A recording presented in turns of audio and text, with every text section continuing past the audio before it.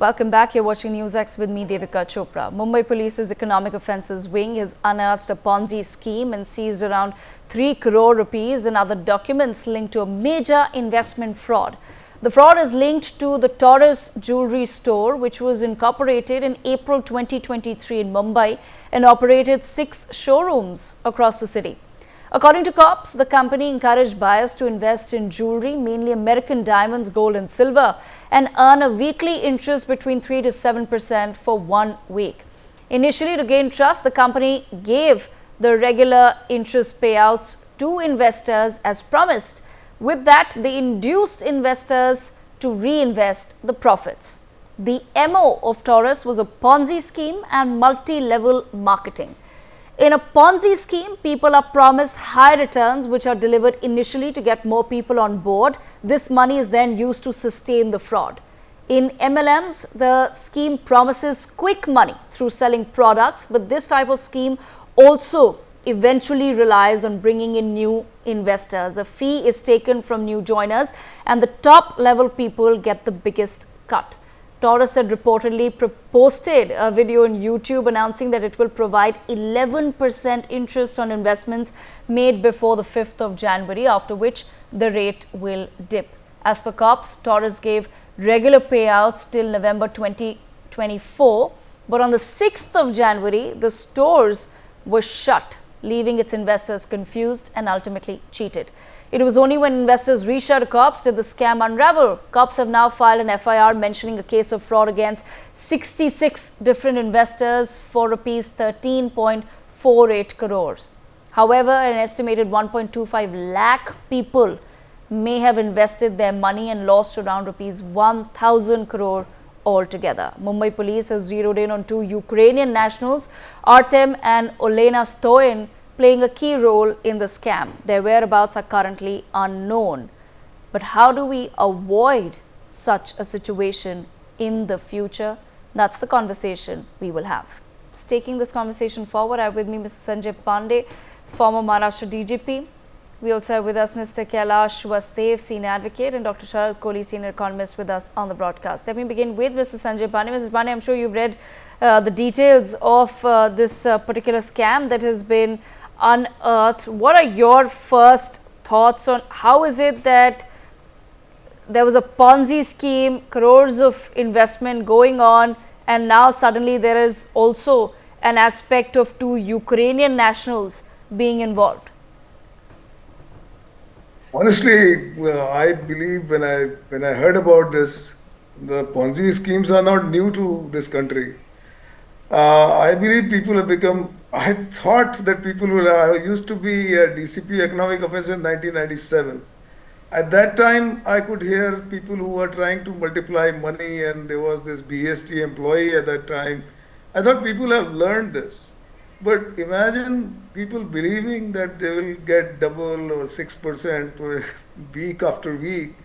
I mean, I think gullibility of people in India particularly is something which is at a very different level. I mean, I think, and so to start with, I'm quite shocked and surprised that the people can be this gullible, and I believe the amount will be much bigger. I mean, I'll add on to this as you progress in the conversation, but I think what's shocking is the gullibility of the Indian population, the way they want to make money very fast. These companies don't have any legal mandate to take any deposits. And they are not regulated by RBI, and they don't have any such mandates. So still people go ahead and do this. This is surprising. It's very surprising. Okay. And at the same time, Mr. Sanjay Pandey, how do you think our investigative agencies will now go about this in terms of just solving this particular crime that has taken place? Because as per reports, there were 2 Ukrainian nationals that were also involved who are now absconding. Some reports claim that they have fled the country. How do the agencies really take the investigation forward in such matters? It's going to be very challenging for the investigative agency, let me tell you upfront. If people have gone to Ukraine, extraditing them is going to take hell of a time, and I don't know whether India, I'm not aware, maybe your legal experts are, that India has any extradition treaty with Ukraine. So that's number one. The number two is that you make life difficult for the Indian investigative agencies. When I say this, hear this out. I mean, you can register any company, a private limited company. What kind of background checks do you do? Nothing. I mean, anybody who comes forward with a tie, pant, or whatever, or produces a certificate, some basic investments, he can register a company in India. I believe in this. In this case, there were some two roadside people who were the directors and or whatever through whom they formed this company. I may be wrong, but that's what I read. So that's number two. I mean, how do I go about doing it? And for the investigative agencies, what tools do we have? Just one section of 420 and maybe applied with conspiracy lands you at 7 years. Look at this internationally. I'm sure you will debate about this, but one of the biggest Ponzi schemes was in US, $65 billion Bernie Madoff. And you know how much was the punishment? Punishment was 150 years. And in India, 420, whatever the investigative agencies may do, they may get the Uzbek guy, they may get the Ukrainian guy after say about 10 years, they will be let off in 7 years and most probably also get bail. So this is where the crux of the matter is. Number one, make the company's registration a bit more difficult and not so easy. Ease of business is good, but the ease of of registering fraud is really serious. And then the kind of punishment. I'm a votary of this, that I used to investigate stock market scams at that point of time. And for people who are listening, they should know that in stock markets were taken out from the ambit of the policing by making them a part of securities. And security is a central list subject, so the central government will mandate, and that's how the SEBI came into existence. This was early years, 95, 97. I said, these are one too many crimes. This is a crime where one round robin case involves hundreds and thousands of people. And this is cheating, and cheating multiplied by many times. Well, I summoned the SEBI chairman at that time, and I was singled out. So what I'm saying is, look, here is a case where you have to think one too many cannot be just 7 years of punishment. This is absolutely ridiculous, and that's why people will go around doing this over and over again. I mean, there are recent ones which I know. When I was DGP, there was a Ponzi scheme about gain a Bitcoin. I think that nothing has happened there. I mean, I read some news items. Somebody was said that you give me a Bitcoin, I'll give you twice. Nothing much has happened. I mean, I believe there were some cases, but that's it. I mean, even for Enforcement Directorate, let me say this, they make such a big hue and cry about the ED and everything. The only problem that the ED poses is that you don't get bail. Other than that, what is the punishment? 7 years or 7 years. So 3.5 years a guy spends and he's out. That is the law. I think I don't take the. I think Mr. Yadav, Mr. Guy, you are a lawyer here. Yes. He will explain.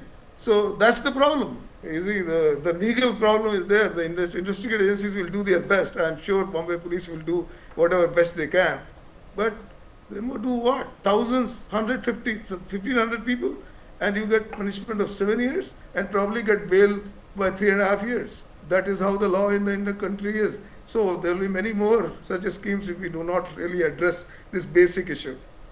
Okay, let me bring in Mr. Kailash Vasdev into the conversation as well. Mr. Vasdev, do you think that this is then, it boils down to a matter of having weak laws? In your assessment, what really has gone wrong? How is it that a company that was incorporated in April 2023, registered in Mumbai, they've managed to open 6 stores, and then overnight everyone involved in the operations has just disappeared, it seems, from the face of the earth. The cops have managed to, of course, arrest some people, but it seems as though all the masterminds are currently on the run.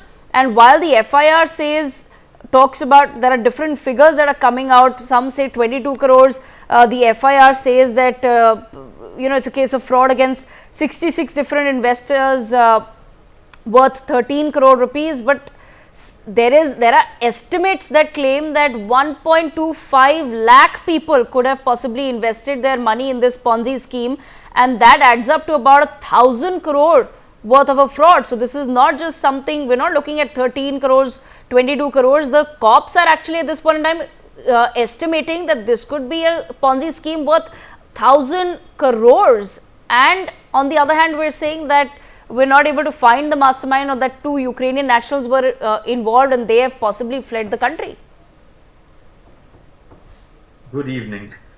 Ponzi schemes are designed to con people. Police, investigating agencies, investigations, enforcement agencies are obliged to stop these. In my little knowledge of the past 15-20 years, when the computers have become so powerful, the web reaches out to everybody, but yet Ponzi online frauds have also increased in stupendous amounts. Worldwide figures of cheating on the web are running into billions of dollars annually. In our country, we have this which is building up in a very big way, and there is no action which is being taken, no effective action being taken to stop all this. We are encouraging this because there is a certain hopelessness amongst people that we must earn extra money for the purposes of protecting our futures. There are 2 aspects which I will address in a minute.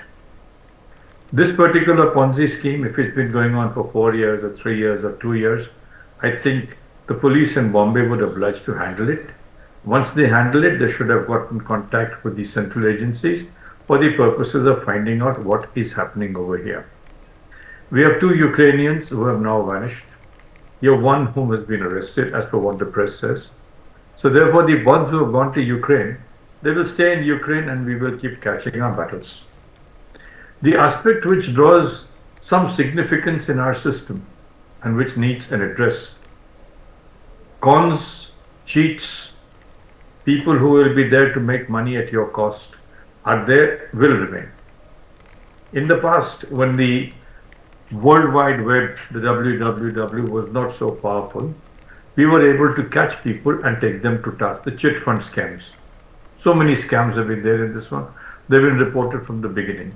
One of the biggest scams in Punjab was a land scam of pearl properties, which is still going on, but at least they've been able to catch the people and recover properties.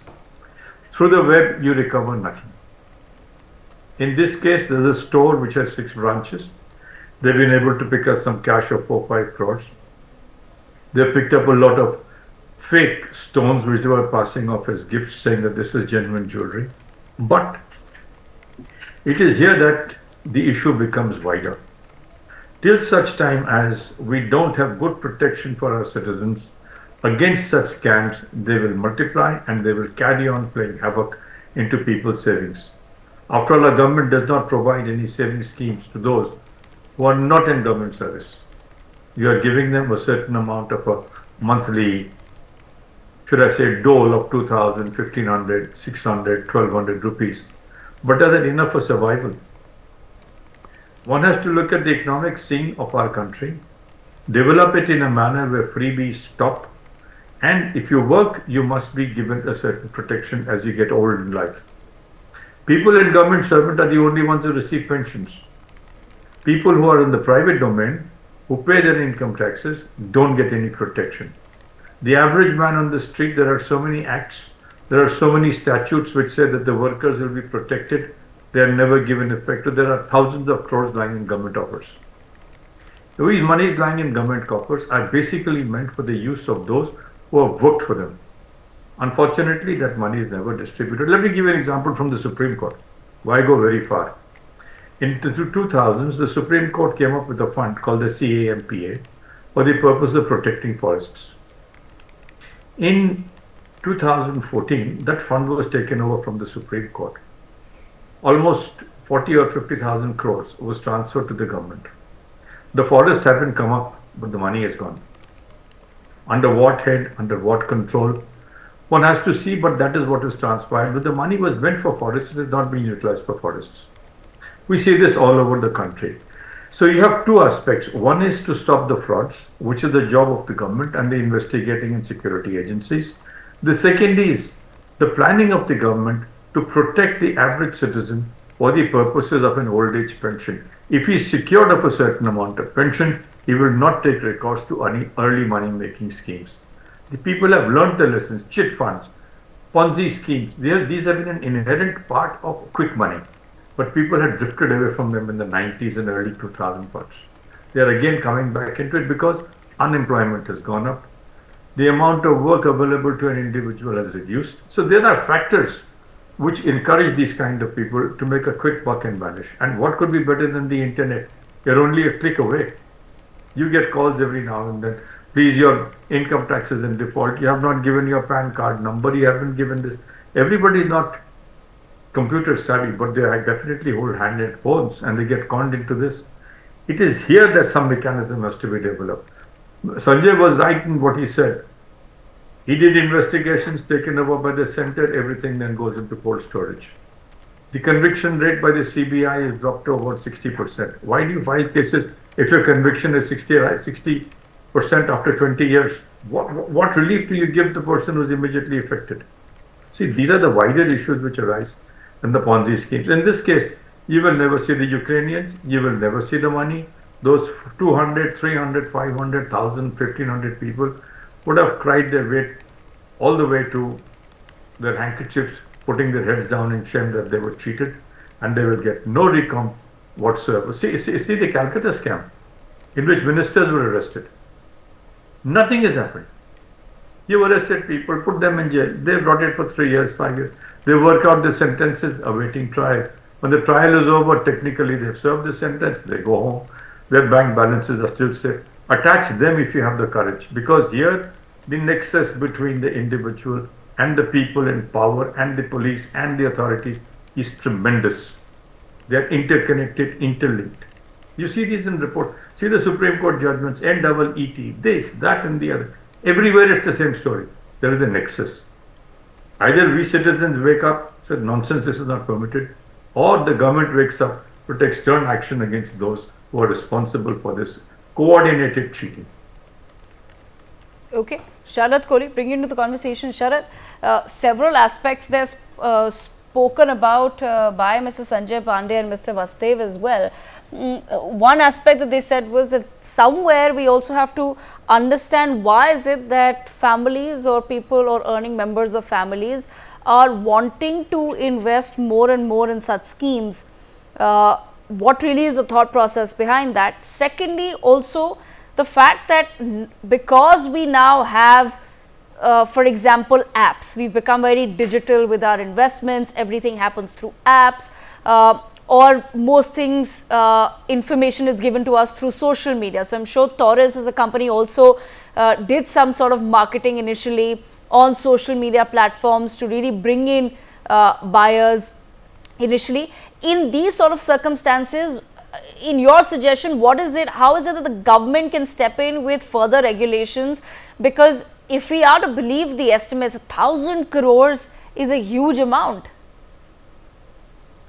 Good evening, Devika. Good evening to my fellow panelists and the NewsX viewers. Well, I think going to your question, how can we, what can the government do and what should be the protection to the investors?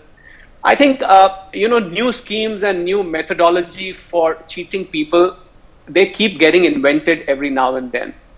Every time somebody gets cheated, the other group of cheats, they think of innovative methods and they try newer things for that matter. So I think government has to be very forward-looking, the enforcement agencies and whosoever is involved, whether it is the RBI or SEBI or the CBI or the Economic Offence Wing. They have to be having a very forward-looking thinking, so they can probably forethink and beat the brains of the cheaters. That's my point number one. But I think the answer, the real solution to this, Devika, because the chore police story can probably go on, but the real solution to this lies in the awareness of the investors. Your question was also why would people get attracted if they are getting adequately paid, their pensions or whatever. If they get a proper social security, then will they not go for such extra income, quick money, fast returns, high returns, and so and so? Well, I may not seemingly agree with that, because the greed to earn more money is always there. Even if you get 1 lakh rupees per month as pension, your expenditure grows. and you want that extra bit of 50, 60,000 to come to you, then I can probably do this as well and that as well. So I may not agree to that, but what I definitely want to stress upon is the awareness. So here are the points which investors should keep in mind, which through your program today and through your channel, for the people who are listening, they should always keep in mind at all times. Point number one, whenever you see an extraordinary return being promised, which is the normal return which a safe investment gives you, is around 8 to 10%. This is very important, Devika. A normal return which a stock market based instrument gives you is going to be about 12 to 15%. But that also gives you a caveat that you better be careful that this is exposed to market risk and you can also lose money.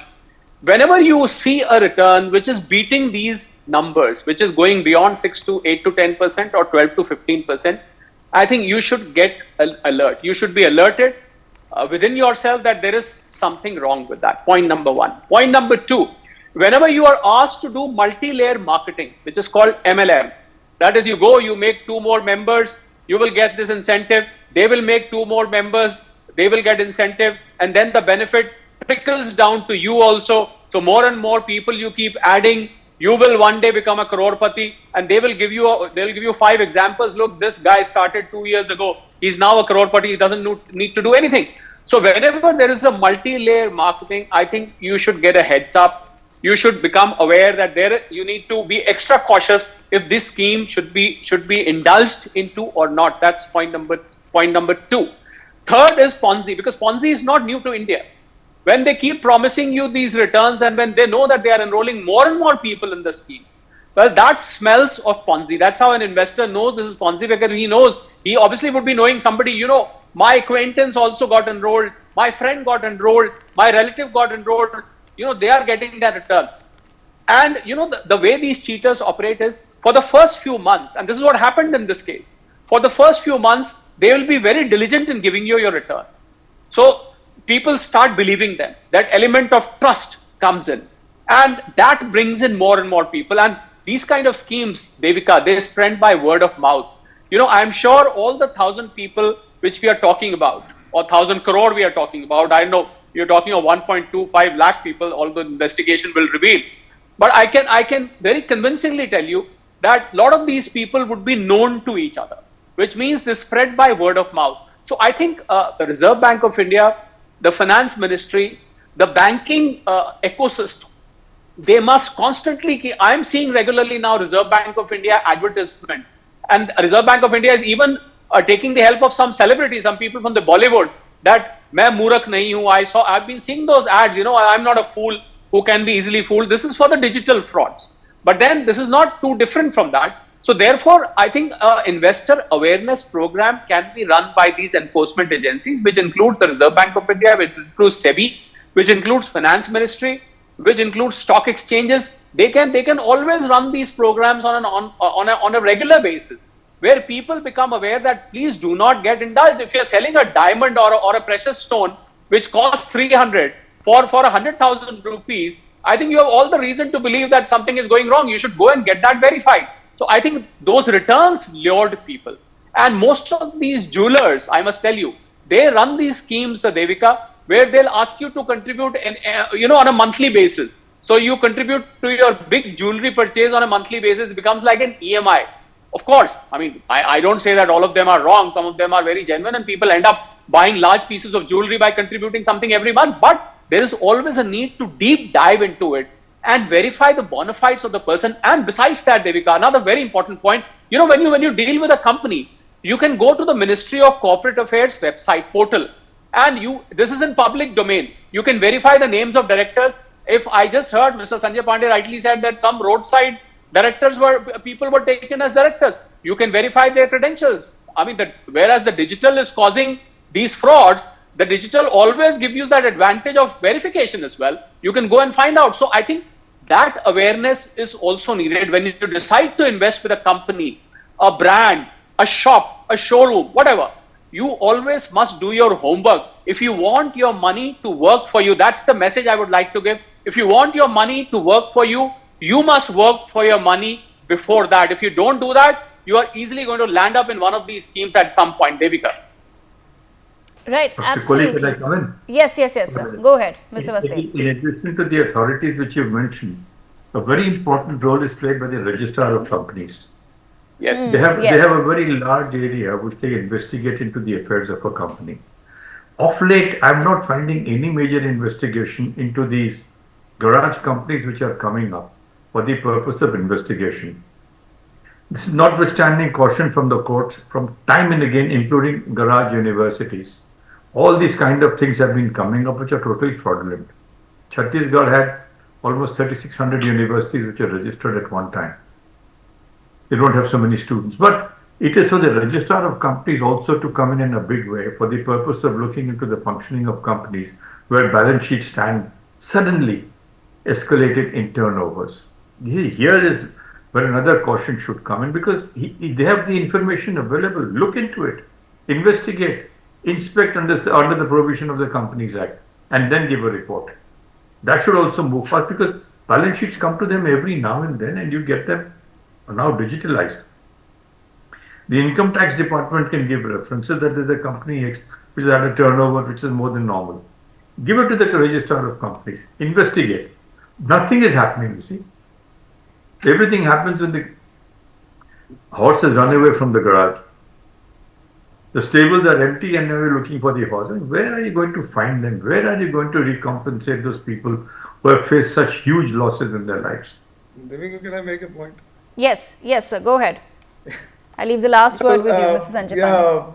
Yeah. So I think I heard Mr. Kohli very clearly, and awareness is the key, and I totally agree with him. And Mr. Yadav, the Kailash, he has made very valid points. That the agencies should disclose and the ROCs should be more up to the mark. Let me make one simple thing which I started. All these agencies will do their due diligence. We believe that there will be some awareness, which I think the Indian population, sorry to say this, isn't really up to the mark in terms of education. Our basic education at some point of time, I can probably come and talk, is very, very sad. But how do you regulate this? My experience, if you allow me just 1 minute, you will see. I've been in Saudi. Let's not talk about Saudi in a negative way. People are shit scared of even crossing a line. So here is the point. What we need to do is our laws. A person who 1,000 people he scams, he gets 7 years. I scam one person, I get 7 years. And here's an example: developed countries, they really take you 150 years. So here, when a stock market scam happens, a Ponzi scheme happens, there is many which is still under investigation. Gain Bitcoin is still under investigation. Sarada scam, which Kailash Saab mentioned, is still under investigation. How much will they get? If they were behind bars after 3.5 years, they will be out. That is what the Supreme Court rulings are. That's how the law is. So my point is, one too many scams, the punishment has to be much, much more severe. Let's not talk about just 7 years of 420. Even though they have updated the laws recently, I would urge that the government should talk about one too many scams in a very different manner, because this is not affecting just one person. Here are very poor people. Mr. Kohli, those guys, I have talked to the Bombay police yesterday, today. They are from roads. They don't even know what is a Ponzi, what is otherwise. Probably they don't have any access to any media. So my point is, the laws need to be changed, and this should be one too many scams. I think we need to have much more severe. Follow what is happening in the advanced countries. We are still far away, but still we can probably make an approach. That's my point. Right, absolutely. On that note, I've run out of time, but I thank all of our guests for joining us to take this very important conversation forward. Hopefully the viewers who are watching have also taken away some bit of education for themselves, their families and their friends, and you can pass around this information. Hopefully we can avoid something like this in the future. With that, we step into a very quick break.